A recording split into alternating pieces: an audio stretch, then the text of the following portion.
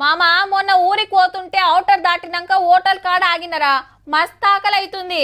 ఏహే ఇక అది ఇది ఏం తింటామని ఓ ప్లేట్ చెప్పిన కడుపు నిండిందనుకో. ఏ గాడేముందిరా, మా గల్లీలో కొత్తగా పెట్టిండ్రు, ఒక్క పారి తిన్నవా అంటే అస్సలు మర్చిపోలేవు అట్లుంటది.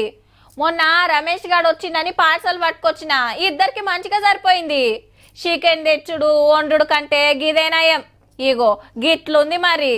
ఓ కొడుకో, నిమిషానికి 34, గంటకు 2000, రోజుకు 48,000, నెలకు 14 లక్షలు, ఏడాదికి 1,50,00,000. పట్నపోలు బిర్యానీలు కుమ్ముడే గుమ్ముడు పో. దేశంలో ఇంకేడ కూడా ఇంతగానం తింటలేరట.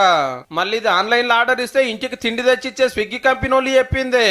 అంటే వాళ్ళకి అందిన లెక్కలు గిసొంటి బొచ్చడు కంపెనీలు ఉండే, అన్నిటి కలిస్తే ఆ లెక్కలేస్తే తినకుండానే బేవ్ అంటారేమో.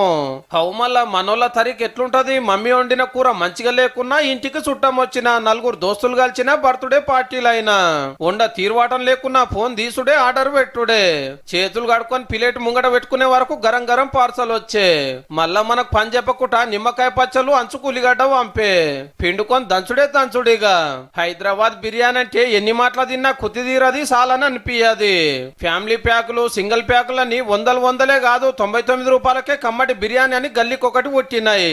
మిర్చి బజ్జీలకే 40-50 రూపాయలు కాబట్టి 2 ప్లేట్ల పైకం పెడితే బిర్యానీ వస్తుంది, బిందాస్ గా తినొచ్చు.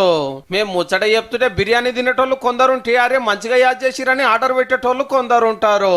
మన హైదరాబాద్ బిర్యానీ అంటే అట్లుంటది మళ్ళా.